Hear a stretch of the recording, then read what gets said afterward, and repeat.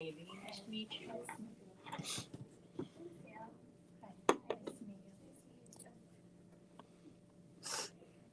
Tonight will be a fun-filled night.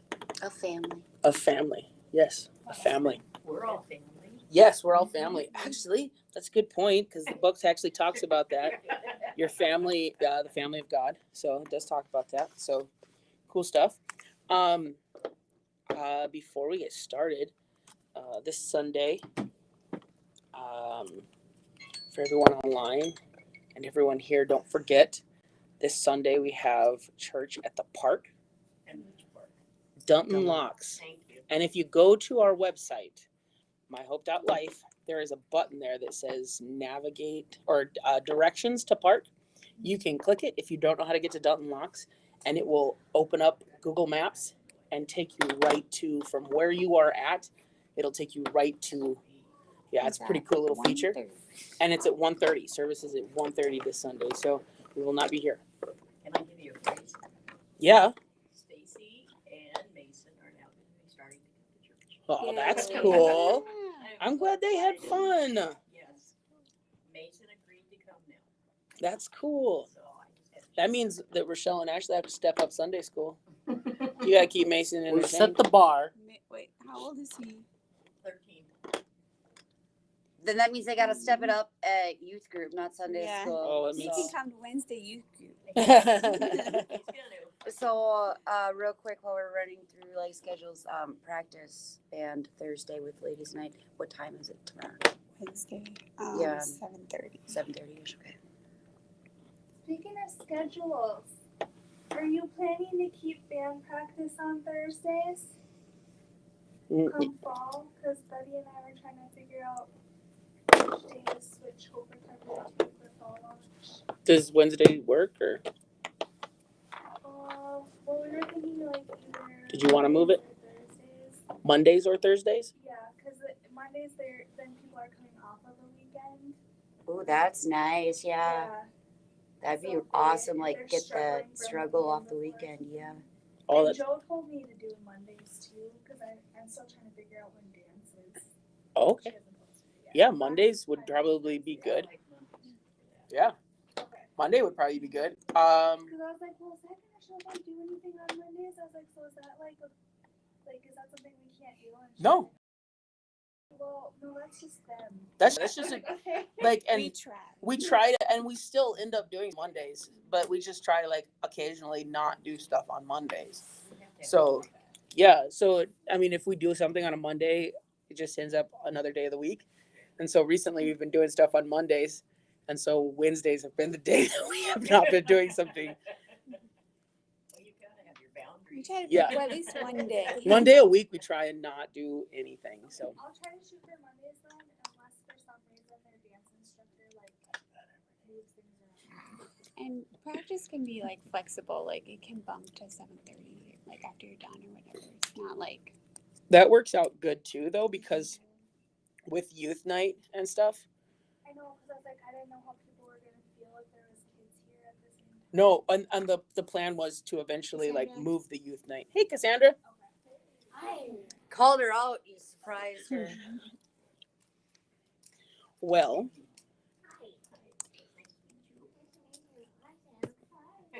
what else? I feel like there was a couple more announcements, but I think that was it. the school box out here for donations. oh, thank you.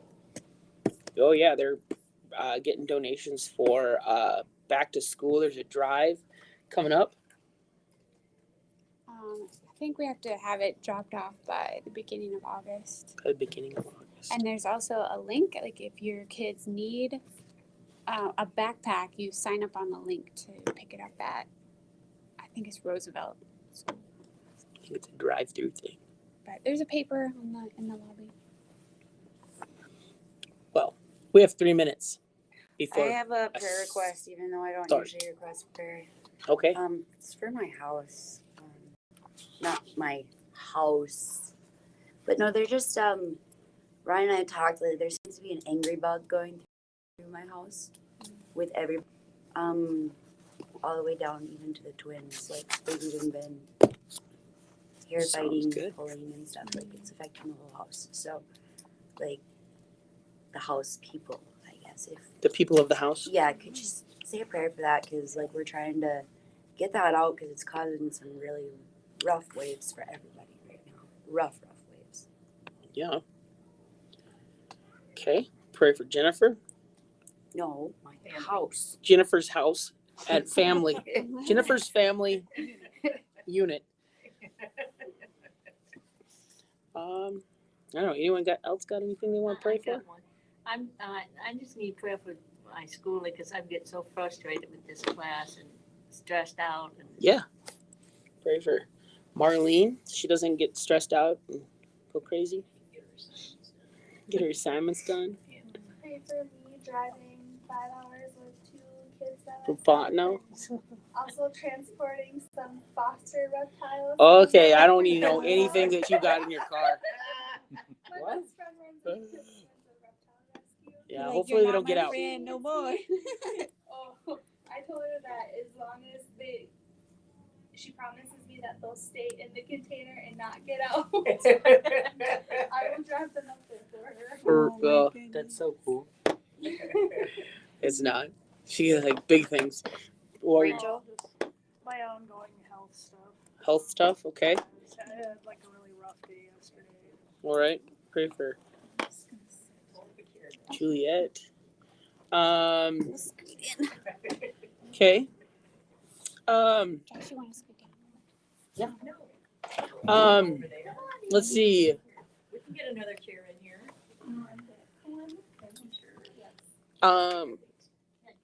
Let's see. You're okay. You're good. Where you're Um, comfortable is where you're comfortable. yeah. We understand. Let's see. Anyone else have any prayer requests? Prayer requests. Apartment. Or home. I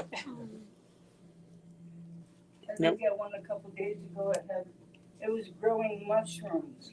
You looked at an apartment that was growing mushrooms. Well, we don't need you living in an apartment that was growing shrooms, so we'll Got her- pray that you find something else. She just drove through it right before I came. She goes, I will add on to my home before you live there. Yeah, for real. I'd I'd build you a mother-in-law thing in my yard. Yeah, there you go.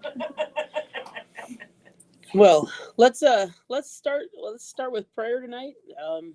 All the prayer requests that have been mentioned and all those that weren't mentioned. I know I'm not going to remember all of these when I pray, so but God hears them. And so let's go to God in prayer for those and for all those that are online. God, I pray you touch each of these requests. I pray that you would move in each and every life, God, for each and every household, God, for each and every family, God. You know each and every request, God, that was mentioned tonight, God, the ones that were mentioned, the ones that weren't mentioned, God. I pray that you would touch each and every person that's here tonight, God. God, as we dive into this Bible study tonight, God, I pray that you would touch us, God, touch our minds. God, I pray that you would lead us and guide us as we study your word, God, that you would protect our hearts and our minds, God, that you would wrap us in your arms of love, God. I pray that you would protect us and guide us, God, as we go through these things, God, that you would help us to heal, God, that you would wrap us in your arms of love tonight. In Jesus' name, amen. All right. So we are going to start with a scripture here. It's going to be in Galatians, the 4th chapter, and it'll be 1 through 7. And it says, now I say that as long as the heir is a child, he differs in no way from a slave, though he is the owner of everything. Instead, he is under guardians and trustees until the time set by his father. In the same way, we also, when we were children, were in slavery under the elements of the world. When the time came to completion, God sent his son, born of a woman, born under the law, to redeem those under the law, so that we might receive adoption as sons. And because you are sons, God sent the Spirit of his Son into our hearts, crying, Abba, Father.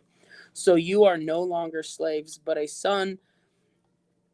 And if a son, then God has made you an heir. So this is talking about how we are grafted in to the family of God, how God has changed us, and how that we have been grafted into the family. And I think it's a beautiful picture of who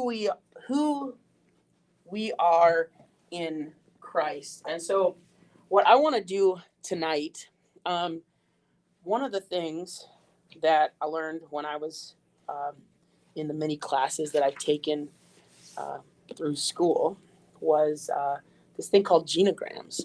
Does anyone know what a genogram is? Anybody? Nope. Okay. Does that have to do with your family history or something? Yeah, kind of. So a genogram, I'm gonna need both colors. A genogram is kind of like a family tree.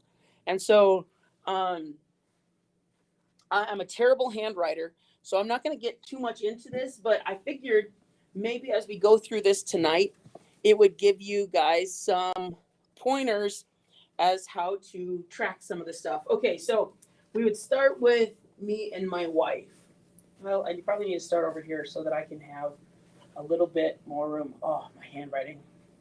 Okay, so we'll do that. That's a symbol for me, and it doesn't really matter. Like, I'm using different colors, and here is a symbol for my wife. It doesn't really matter our age. We are married. Okay, and we have no kids, but we have 3 dogs. we have 2 dogs. 2 dogs. Yes, you could maybe consider my sister. Per dog. So this would be a symbol for a dog. Okay, and like you could write the stuff down there. Okay, so why is this important? It's really not, but for the sake of this, we'll say it is. Okay, so now the next thing is, okay, so now I'm going to use this line here for, or they do a different color actually. Now we'll go off here and we will talk about my wife's family, right? Okay, so she has a mom, so another triangle, and she has a dad, right? And then over here, we'll just use a different color for me. I have it's almost like a backwards or different shaped family tree in a sense. And then I have a dad, but he passed away. And then I have a mom. Okay, so this is my line, right? So they also, together, they have some more kids. They have my sister, Lauren, and then they have my sister, Ashley, you guys know, and then they have my brother, Josh, who's the little guy, right? And they don't have any kids. They all have dogs. And then over here, my wife, she has they together have another brother, right? So she has a full blood brother. Then you could draw another line over here because he has, a daughter. Her name's Raimi. Rochelle has a relationship with her. And then there is, I don't know everything, but there is for sure a brother over here. And Rochelle kind of has a relationship with him. So the reason why I have this, and this is how deep in the generation that I'm going to go. So this is what me and Rochelle are connected with right now. And there's a whole lot of other symbols and things like that that you can put into this. So what would be the purpose of tracking in this? We're talking about families and things like that. We're not going to get too much into depth in this, but as we go through tonight, I'll make some more marks on this. And so I wanted to give a basic thing on here. And so we'll probably make a little bit of a legend down here as we go, and we'll label some things and we'll track some of those things. We'll make up some things to track in the family. And so I think it kind of helps us figure out where we are as a couple and the things that we've had to overcome and things that we've had to learn to communicate through. So let's talk about this. So in the beginning of this book, in chapter 7, it talked a little bit about how Nicole had came every time she would talk to her mom, she would feel depressed, and she every time she would come home from being there, she would come home and she would feel depressed, and she didn't know why. She said, I would have fun, I would have a good time, but I would come back feeling depressed. And so Nicole had a common problem. She had made choices on the outside. She had moved away from the family. She grew up into pursue a career on her own. She had been paying her own bills. She had even gotten married and had a child, but on the inside things were different. She did not have the emotional permission to separate and become a person of her own. And so what she was feeling, these depressive symptoms that she was feeling in this moment, were feelings that were, when they were there, she would feel compared. She was being compared amongst the other children that were still living in the area, and because she was gone, they were comparing her to there. And like, I get it, like people do that, and it could be harmless, and the parents not meaning to do anything like that, but because she didn't give herself permission to do it, she was still feeling bad about it. So that's why boundaries are important in how you set boundaries in your life. So emotional boundaries, you can't allow someone else to control your emotions and how you feel. Does that make sense? Any questions? Okay. So let's talk about the lack of boundaries. So this one was actually today. I was working with an individual, and I actually saw this happen. And so this says here, it's called Catching the Virus, is what the author of the book called it. And they talked about how going back to like family of origin, you talk to the family and you come back off of the phone or in person, and you get depressed, argumentative, self-critical, perfectionist, angry, combative, or withdrawn. And it's as though as if you catch something from the family. Funny, I was working with this individual. They'd been gone for a long time, hadn't been able to be in sessions and things like that. And they started picking up things that we had worked on, that they had not had in their, that they had not been showing for a long time. And so this first thing on here, we'll just call it virus. Oh, that's funny. We'll just call it virus just because, and we'll give it this color here. Okay. And so the reason why we're going to look at this and we're going to track this is because sometimes there are people in our lives that are toxic, and we do want to be accepted by them.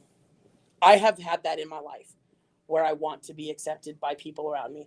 And so I will pick up their toxic behavior so that I will be accepted by them. Does that make sense? Okay. So it's not appropriate, but sometimes I do that. So I blur my boundary lines in an effort to be a people pleaser. So everyone has some people are like, oh, I don't have any problems with boundaries. Like that makes no sense to me. Well, Jim's like, yeah, I have no problem with boundaries. I have so many boundaries. So one sign of boundary problem is when your relationship with one person has the power to affect your relationship with others.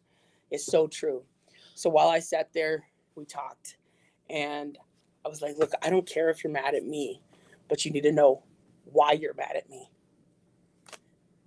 Is it mad at your family or you're mad at me? And if you're mad at me, you need to know why. And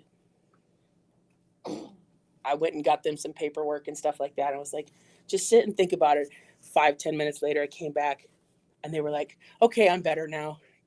And after talking about it and working through it, they were like, okay, like they had got it. And that's the thing is like, sometimes like you just need to like realize that when you go back and you think about it, okay, I'm really not mad at this individual, but I picked up something from another person. And so it was kind of interesting to like have experienced it while I was studying this, like to see it in action. So second fiddle, you won't believe how she is with him. This husband says, she's totally focused on every wish. When he criticizes her, she tries harder and she practically ignores me. I'm tired of being the second man in her life. This was written with a perspective of a husband saying this about his wife and how she was responding to the need to have the approval of her father. I think it's also important that husbands also we don't focus and need the approvals of our mother. Like, I remember when we got married and I called my mom on a date, like every day. Like I called her like every day. Like that was like I loved my mom. I was a mama's boy, not afraid to admit it. So my wife played second fiddle. So she gets this blue marker. I need a couple other colors up here. Thanks. So I left So- you one. I let my wife play second fiddle because I wanted to tell my mom everything that was happening, going on in our relationship, going on in our lives. She was the first person I would call. Like, I like, it wasn't my wife, it was my mom. I mean, it's okay to call your mom, guys. It really is. Like, it's a good thing. If your mom's around, call your mom. It's okay. Call grandma. It's okay. But like the Bible talks about, like, a man shall leave his father and his mother and shall cleave unto his wife, and they shall become one flesh. Genesis 2:24. So back in the very beginning of the Bible, it gives us instructions, man, of what we're supposed to do.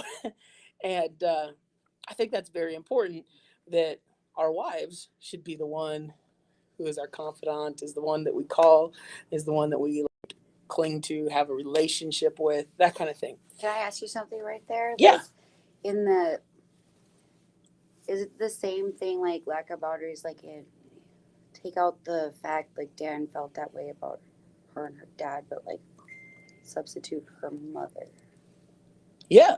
Like, can a mom play like that type of role? Like, like You're looking With a for the mo- approval of your mom? yeah, like because like. Mhm.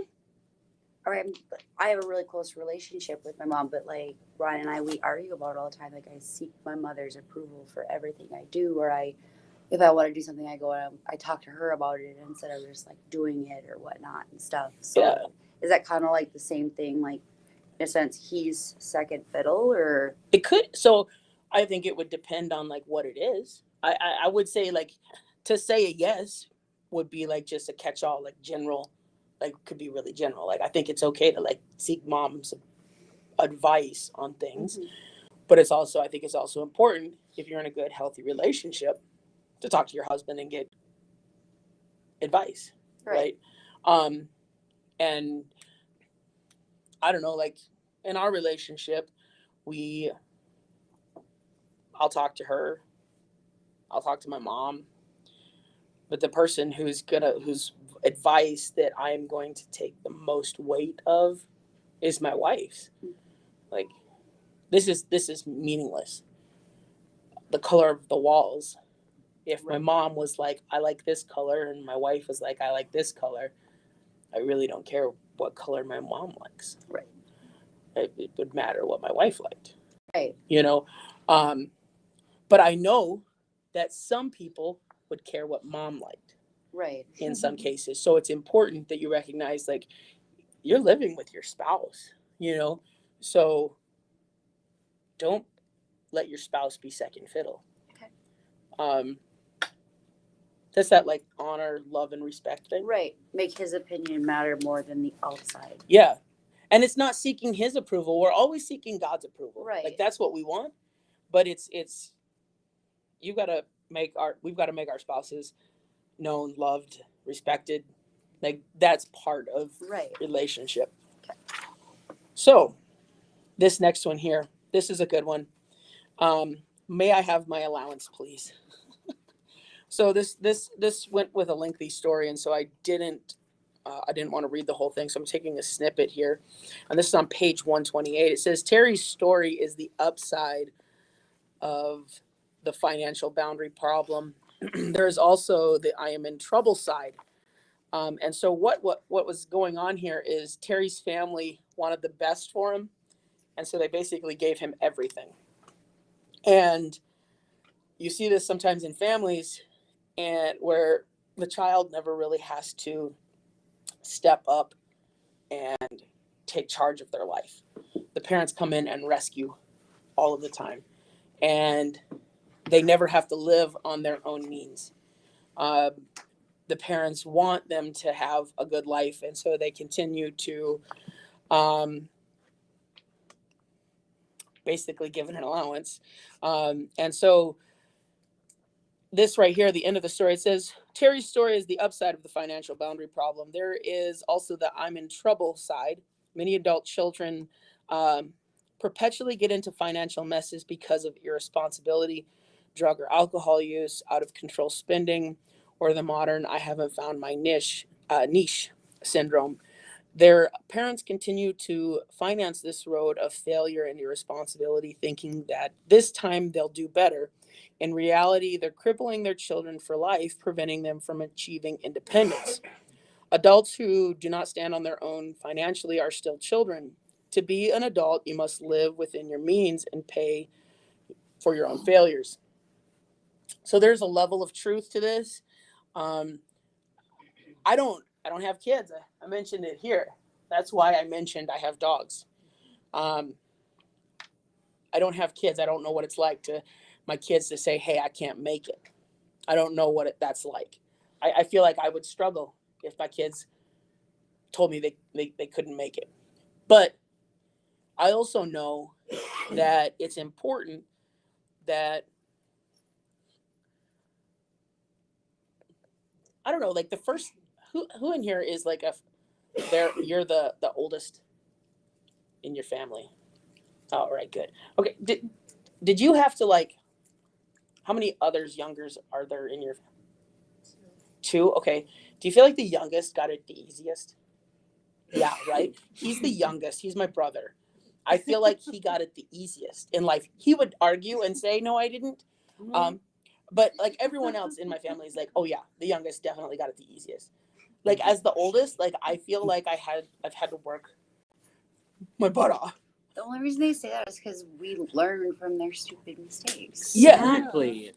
Yeah. I mean, Ashley kind of. I mean, Well, I whatever. was the one who was killing the spiders, so. Yeah. Okay.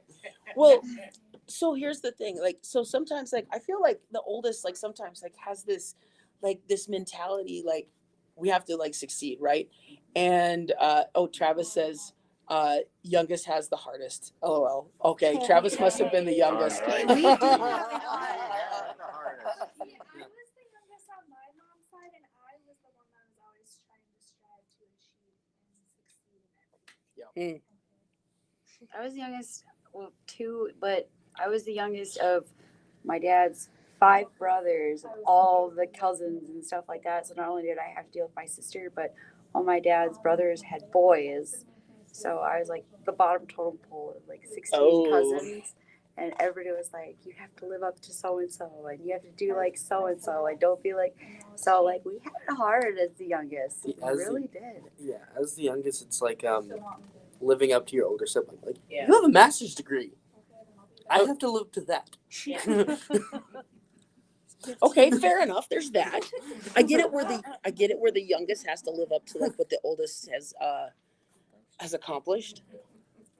You have 15 years, Josh. Yeah, you have 15 years. I only have 2 from my sister, so like, dude, like she's got so much up on me already.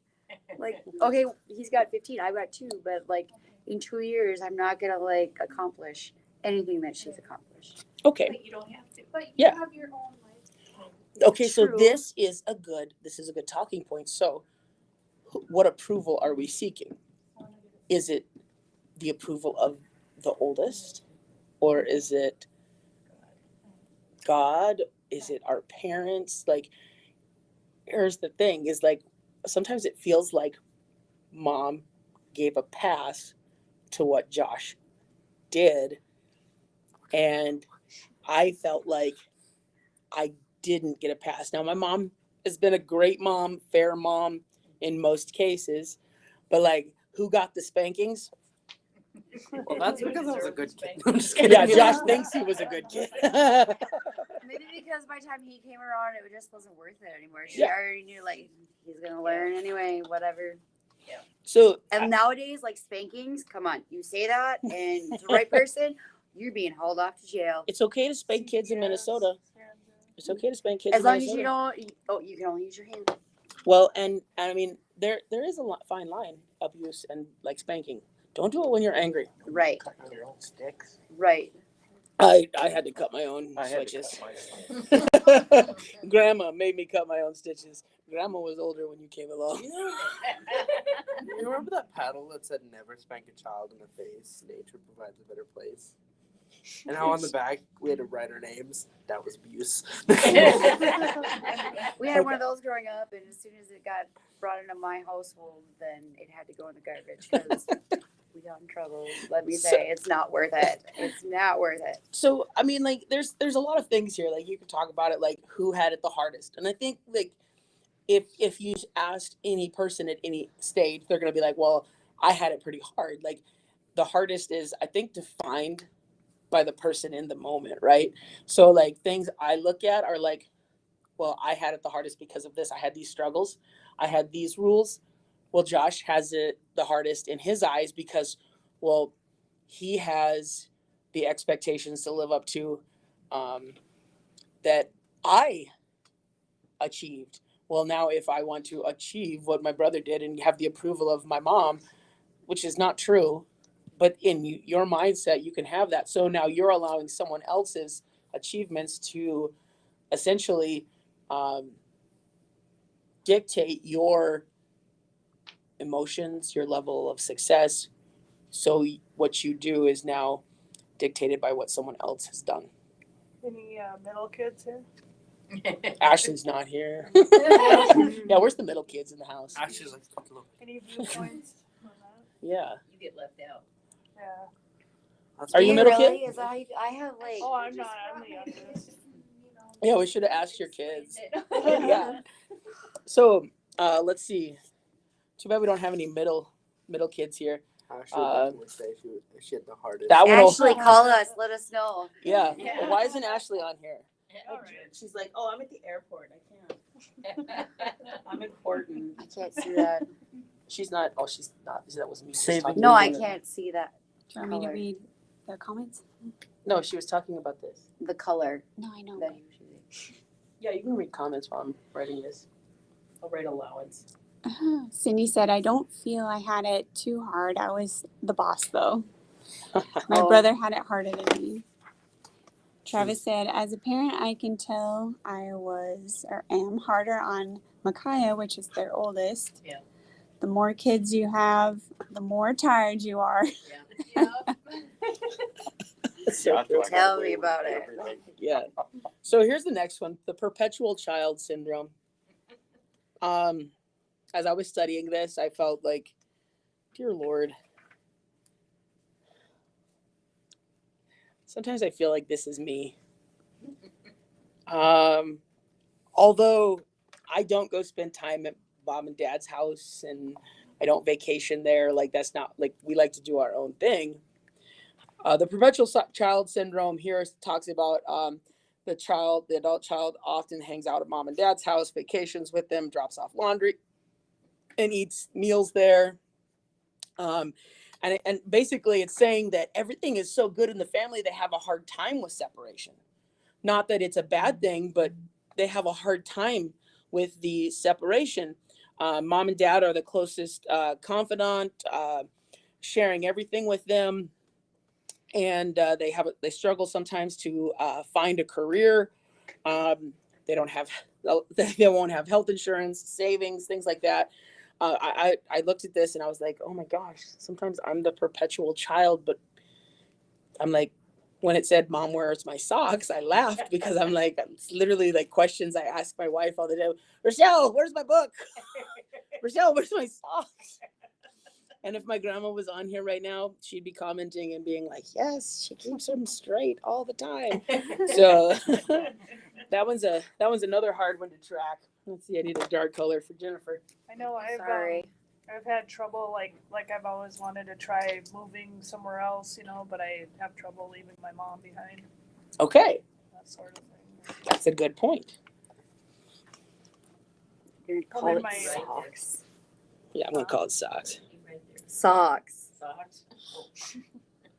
Where is? Okay, so three's a crowd. This is where we get into. Oh wait, no, there was some more that I wanted to talk about with the socks. So I think this is really important to recognize. So if you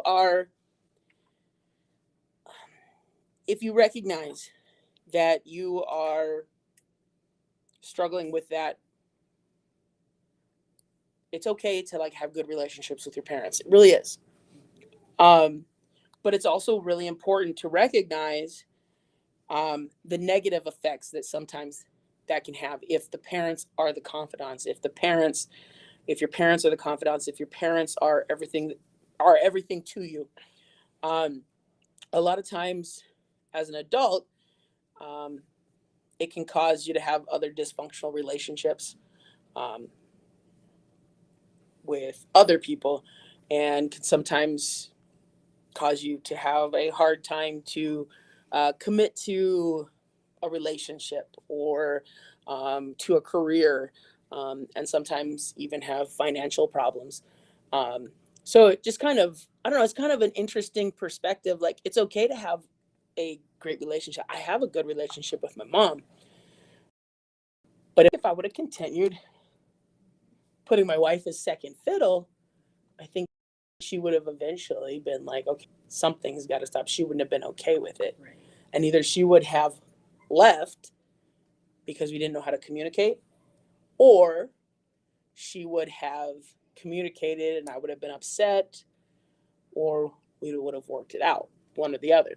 It's like, that's kind of how like relationships go. You either communicate and work it out, or you don't communicate and something goes wrong.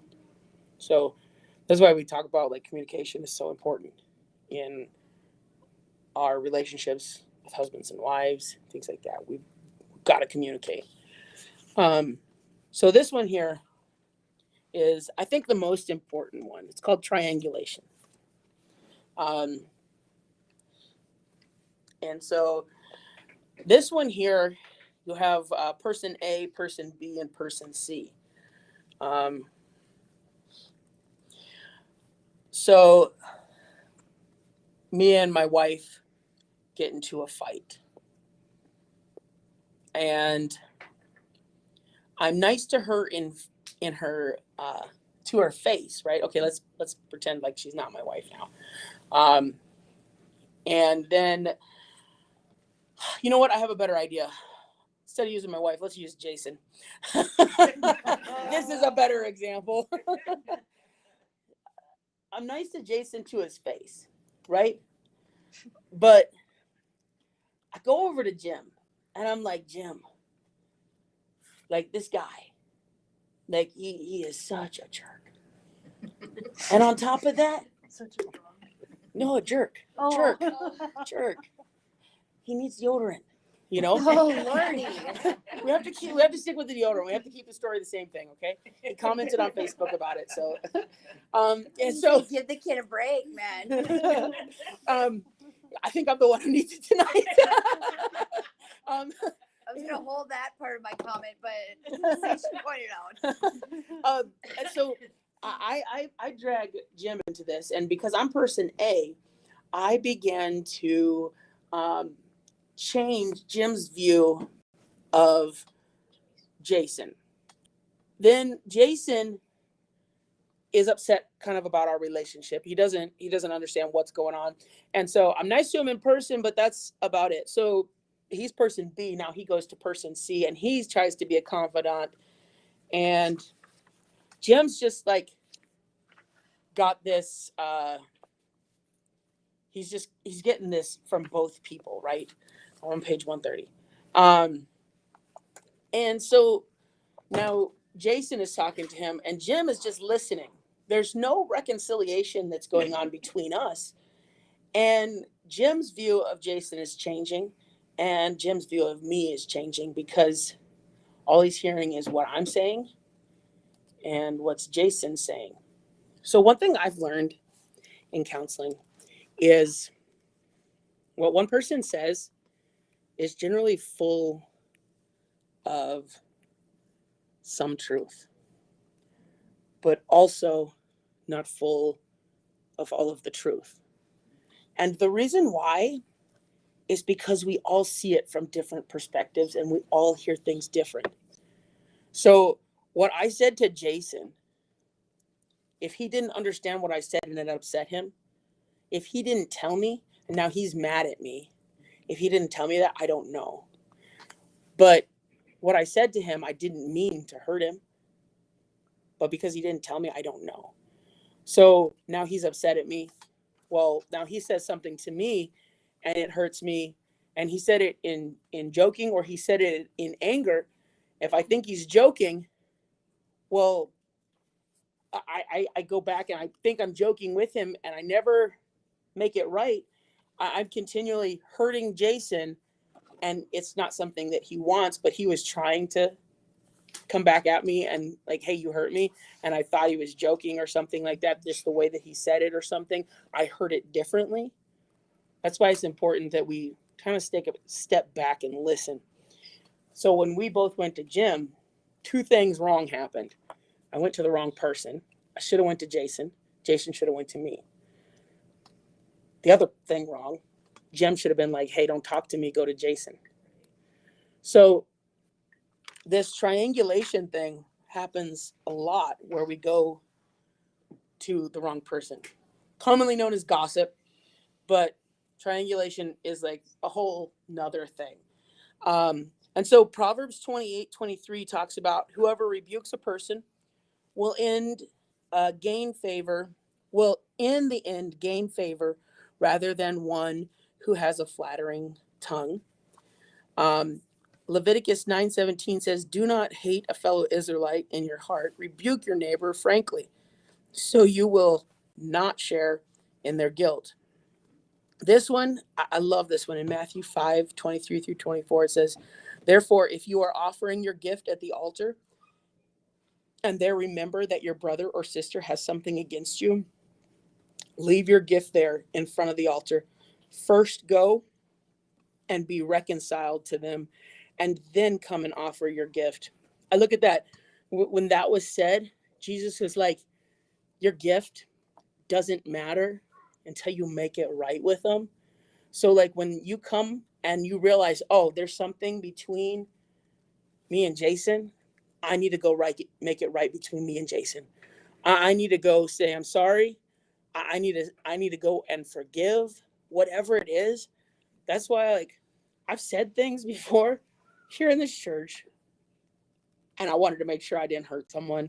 And I went and told them I was sorry. And I have a question. yeah, What if someone won't let you talk about the issue? It's done. it's just done. Okay, that's a good question. That's a real good question. Okay, so let's say Jason's like, I actually had that happen not too long ago. I think it's okay to talk about. So here's what happened. Someone had texted me, hey, give me a call when you can. And I was like, okay. Actually, I don't even think I responded to the text. And it was on a Sunday. And on Sundays, they're just kind of crazy days. And I just forgot. A couple days later, people were like, hey, did you? And I was like, no, I didn't. And so right then I responded. And they were like, don't worry about it. It's fine. To me, like, no, it's not. It's not fine. I know it wasn't fine. And I was like, no, we need to like, and they're like, no, it's fine. I'm okay. And I like, so I pressed it a little bit and they were like, no. And they wouldn't allow me to. And so the only thing I could say is, I'm sorry. I was wrong. And I know this isn't really done, but I'm not going to keep pushing it. But I want you to know I'm really sorry. And I hope you can forgive me. And I mean, the person that I talked to, like, we eventually like worked it out and like we made it back. But the one thing too is like, to me, like that person was setting a boundary, if that makes sense. It was more of a Yeah. Yeah. For you or for you. Yeah. Okay. They specifically said, you're not talking about this, and that. I'm like, no. And then no problem. Okay.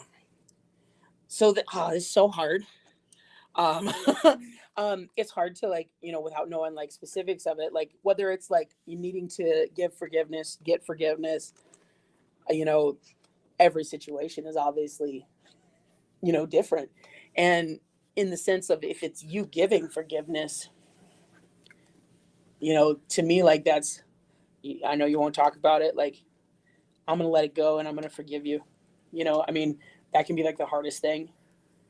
I get more into forgiveness here in a minute, but like that relinquishes the ties of how they owe you something, if that makes sense. Like to control you. Yeah, to control you.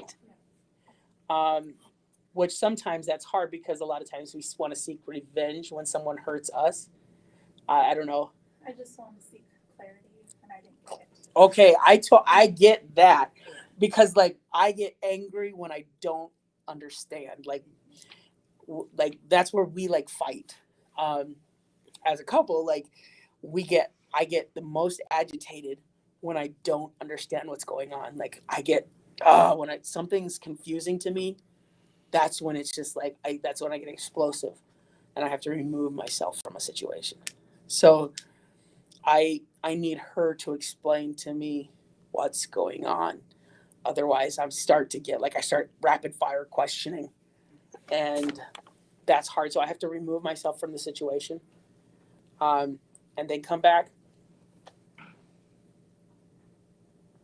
I feel like that was like nowhere near what we were talking about, but I understand what you're talking about. You needed clarity. And it's refused. That's hard. So it brings up frustration. And then you kind of make up Yeah. your own. And then when you come back to another argument, It that just- pops there yes. again. Yes. You know where you're at, yes. Yes. It's crazy. Yes. Yes. Yeah. So it brings it up again, like you said, in the next argument. Vicious cycle. There's no closure ever to that one topic. There's Yes. So Yeah. A lot of times people have a hard time discussing emotions and feelings because they've never discussed emotions and feelings because it's not manly or womanly or whatever. And I think it's important like, to own who you are and what you are. And we're created in the image of God and God has emotions. So own your emotions. Jesus wept. So if he can weep, so can I. But I don't know. Let's chit chat some more afterwards about this. I feel like that's a deep topic. I think we could dive some more into. So this next one here, what I do we forgot label to. that one? What are we gonna label that one? We're gonna label that one with this green one, and we're gonna label it triangle.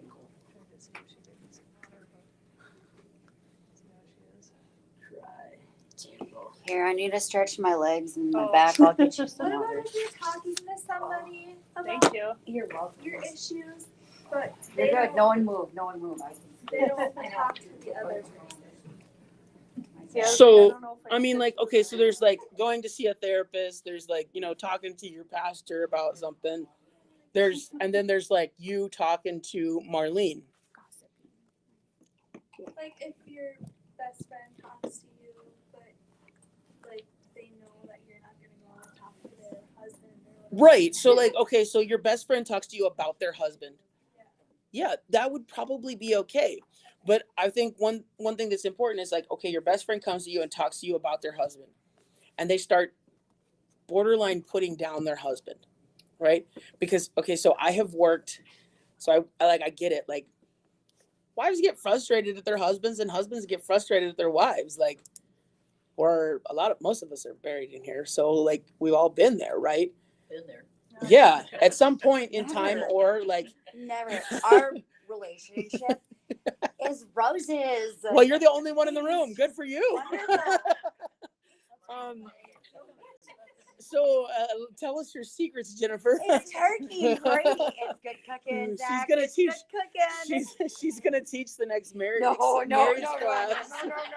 no.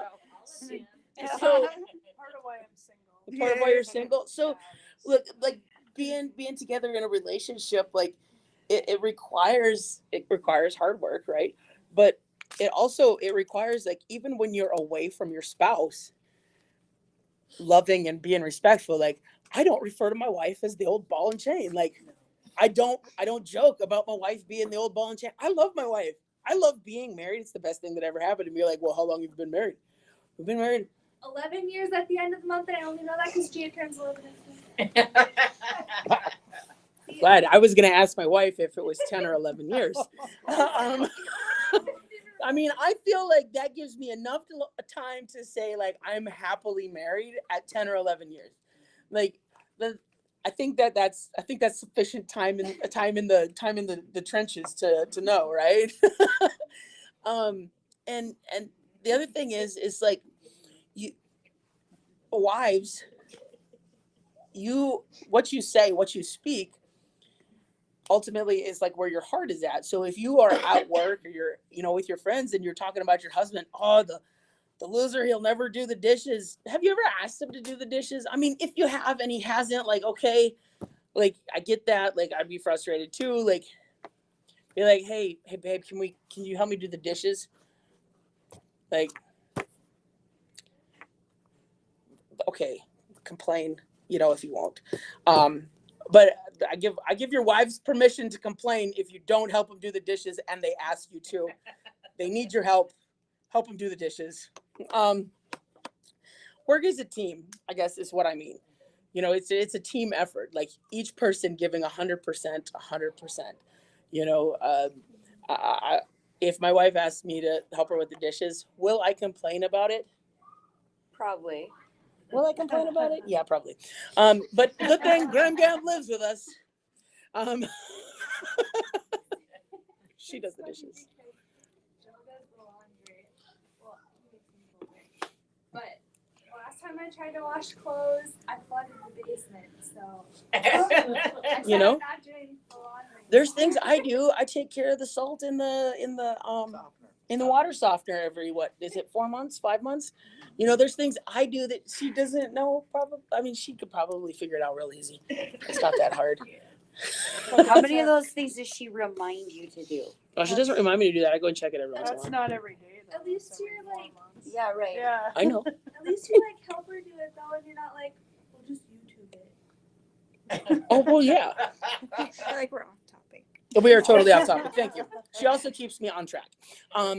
So that's one thing that's important. Like what you say. So you talked about, like, if your friend comes to talk to you, help keep her on track. What is she looking for in the conversation? Don't just, talk negative about your husband, because negative talk is going to bring up the virus, right? Yeah. It's going to bring that up. So Like, are you looking for advice on how to better the solution? Yeah. Like, yeah. So like help them find, like, okay, so do you need help with your marriage? Here's some marriage counselors that I know that could maybe help you. Like, talk to someone you trust, that you love, like, talk to your husband, like, here's maybe some good talking points that could potentially help your relationship. And if he's not wanting to talk about those things, well, then you have to come up with some different ideas and maybe bring in someone else, but be a resource versus a sponge. Give resources versus just sitting there listening to the story. That's gossip versus helping. If that makes sense. I just asked that because I feel like I'm always the one that everybody comes Sure. Don't be someone who just soaks up the gossip. Be someone who gives a resource and turns people away from the negative and say, let's look at the positive, change the thinking. You try to do that sometimes, but like it doesn't always work. Like there's a situation I'm going through, like someone said that they just want to move out of the area because they don't feel welcome. They want to go back to their home place and back to the people they know because their church is where they felt welcome and everything like that. And I came straight out and I bluntly asked them, like, well, how many times have you been to church in the last month, and opened up to the people at church and asked the people at church to be there for you and stuff like that. And they're like, well, I haven't. And I'm like, well, then how can you complain about that? You need to complain about what's really wrong in your life so we can help the situation. Mm-hmm. And now I don't hear from that person anymore. And it's hard, but you have to be bluntly like that, I guess. Sometimes you do. In that type of situation. Like, you have to be down nitty gritty. Like, or like otherwise you're going to just continually complain about anything The all things- the time. The things you can control and everything out here, this you cannot control. Yep. Right? So who's the child here anyhow? So this right here, 2 Corinthians 12:14, children should not have to save up for their parents, but parents for their children. It also talks about how we are to, take care of our parents. And this is talking to the child who, has parents that have been irresponsible and continue to make bad decisions. What are we doing to take care of them? So giving is good. Make sure, however, that it is the proper amount for your situation and resources. Don't overgive. Don't give to the point where your family can't take care of itself, where your kids go hungry, where your family hurts. You can give and help them, but don't give to the point where your family suffers. That's not what the Bible is asking you to do. The Bible doesn't ask you to take care of your parents and make them suffer or make your family suffer. You can certainly help out your family, but you need to make sure that your family's taken care of. That is perfectly appropriate. That is a perfect appropriate boundary to set. But I'm your brother or sister. So another dynamic is a sibling relationship. You see your brother or sister struggling, and so you step in to help them. And so I've seen people do totally crazy and unhelpful things for a brother or sister that they would never do for their closest friend. Our families can tear down our best built fences because they are family. Just because they're family does not mean that your family should go hungry or that your family should suffer. Love your brother and sister, but also remember that just because you're giving of them, you could be enabling bad behavior. Cindy says, Russ does more now that he's retired around the house than he ever has. I appreciate him more now than when the kids were around and I had to fight with everyone to get to do anything, to only get to a point that I just did whatever I could and was miserable to everyone because of it. Well, that's good to recognize, Cindy. Shout out Russ. Yeah, shout out to Make Russell. clap, yeah. Way to go, being a husband, star for the week. I'll bring you sticker on Sunday. Okay, so why do we do that? One reason is that we did not learn the laws of boundaries in our family of origin, and our adult boundary problems are actually old boundary problems that have been there since childhood. So these ones that I have here, I was just going to go through and kind of do a quick little markup of some things that I do know of. So I remember the triangle, the socks thing. My grandma will probably slap me for it if she's watching, but I feel like I saw my dad be a mama's boy.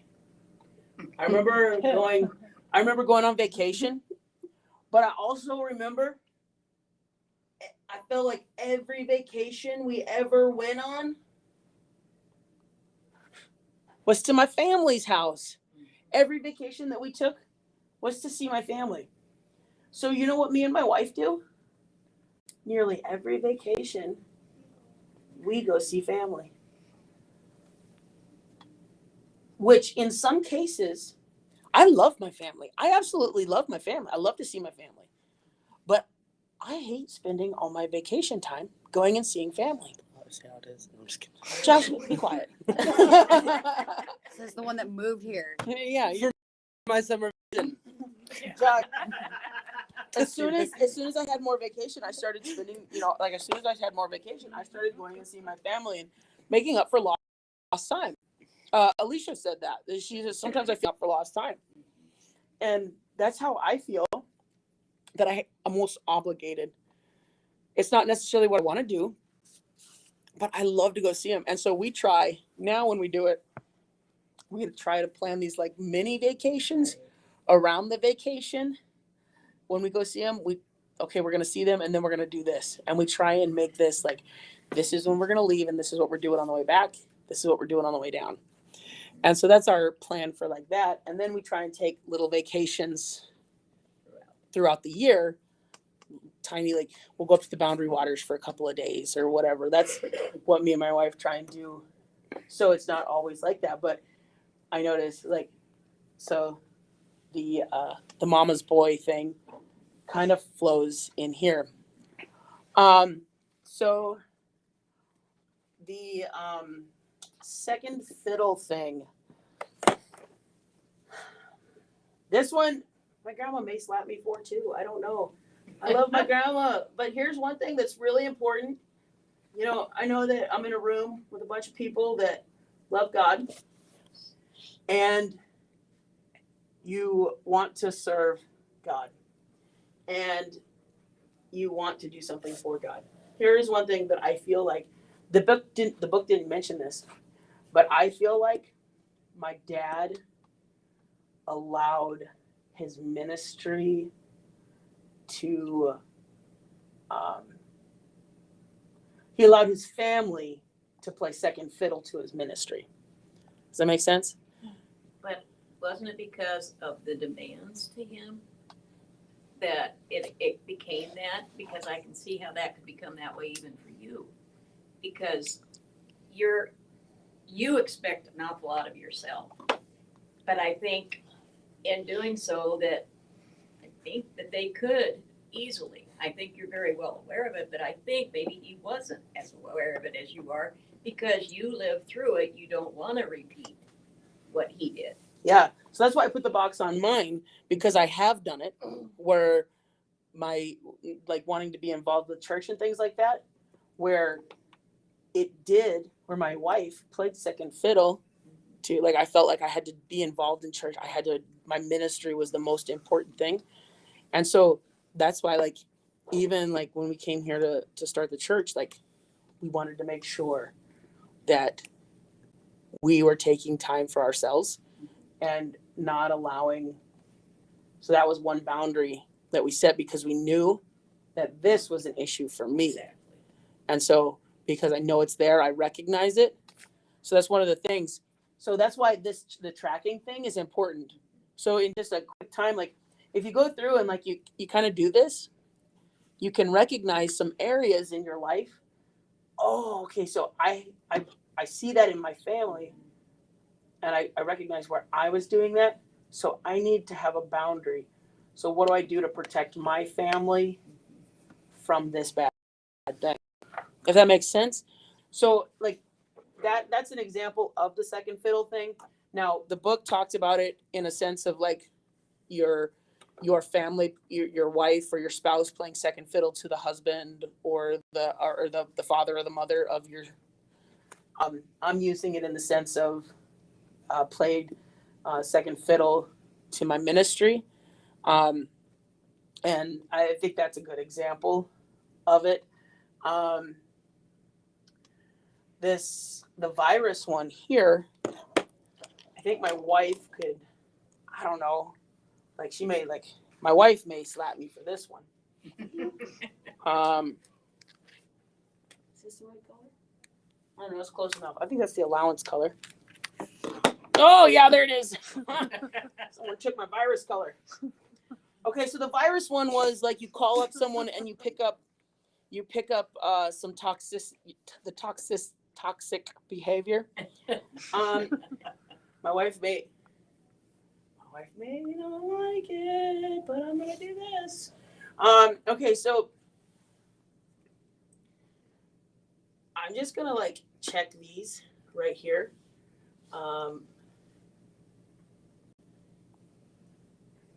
Because, and boy, I hope, like, you know what, I think it's okay. And the reason why is I am definitely prone to toxic behavior in the sense of like you can call me up and I can quick get a bad attitude. I have to remove myself from a situation. I take a step back. There's a whole lot of stuff in this area here. My wife, my purple one. My wife has a good relationship with her sister. And she has an okay relationship that she's establishing with her brother on her mom's side, and has a little bit of a relationship with her brother. But since we've been married, there's really no relationship between her mom and dad. And that's by their decision, mostly. And so this here, she used to call him and they would have regular conversations on occasion early on in our relationship. And it got to the point where she just had to stop because she would get so emotional. And she would catch something. The words and things that he did affected her life. And I am not a fan of cutting people out of your life. There's always got to be a way. There's always got to be something. I'm open to them coming back into our lives. But they've got to make things right first. And there is a path to reconciliation. But they got to come and make things right. So they're as of now, like they don't talk to us. And it hurts. Yeah, it does. But I know that if she talks to them and she gets hurt, I know that my toxic behavior is going to result in me lashing out, because there's very little, like the self-control that I have is much better now. But y'all, 10, 15 years ago, there was not much self-control that I had. Yeah, probably one reason why he doesn't like me.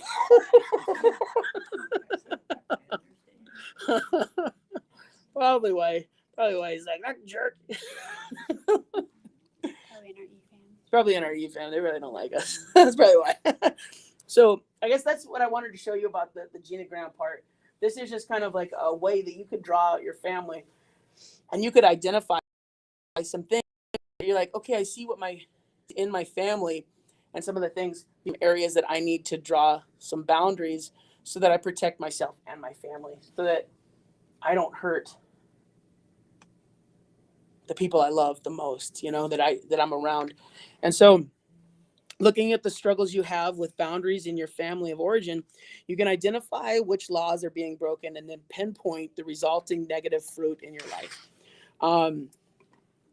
And so this, I don't know, doing these types of things has allowed me, like by recognizing these things, it's definitely allowed me to be more protective of myself and my wife so that our family doesn't get hurt, which I think over the year and a half of what's gone on here in Detroit Lakes, I've had so many of you ask, hey, are you feeling okay? Is everything okay with you? Like, that's awesome. But honestly, like, things have been great. Yeah, we've had bad days, but God's been good. He's given us some great people to be around. So one step in growing up is coming out from under parental authority and putting yourself under God's authority. So when we become part of God's family, obeying his ways will sometimes cause conflict in our families and sometimes separate us. Jesus says that our spiritual ties are the closest and most important, and our true family is the family of God. And so we have to identify the symptoms. On page 134, where have you lost control of your property? You've got to identify those areas, identify the conflict. What laws of boundaries are being violated? Do you triangulate? Do you take responsibility for a sibling or a parent instead of being responsible to them? Do you fail to enforce consequences and end up paying for their behavior? Or do you are you passive and react toward them in a conflict?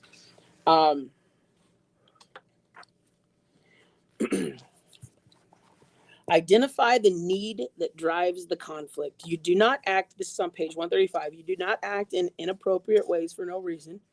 You are often trying to meet some underlying need that your family of origin did not meet. Maybe we are still entangled because of a need to be loved, approved of, or accepted. You must face this deficit and accept it. It can only be met in your new family of God. Those who are now your true mother, father, brothers, and sisters. Those who do God's will and can love you the way he designed. Take in and receive the good. You must get it met. God is willing to meet your needs through his people, but you must humble yourself, reach out to a good support system, and take in the good. Don't expect to be able to practice boundaries and be perfect at them. You're going to have issues. Say no to the bad. Start small. Forgive the aggressor. Forgiveness is so important. It's one of the most important things. It's pretty widely researched in like the counseling field, forgiveness, as of recent. And so to forgive others means letting them off the hook or canceling a debt they owe to you. When you refuse to forgive someone, you still want something from that person. And even if it is revenge that you want, it keeps you tied to that person forever. And so by cutting that debt or forgiving them, letting that go, this ends your suffering because it ends the wish for repayment that is never forthcoming, that makes your heart sick because your hope is deferred. If you do not forgive, you are demanding something your offender does not choose to give, even if it is only confession of what he did. This ties him to you and ruins boundaries. The last couple of things on here, and we'll close, are respond, don't react. When you react to something that someone says or does, you may have a problem with boundaries. This is one of the most important things. Respond, don't react. Step away before you say something. Give the person the shadow of a doubt. Like, hurt people. Step away, then let them, and then make your response. Hold your tongue, wait. Be quick to forgive rather than quick to respond.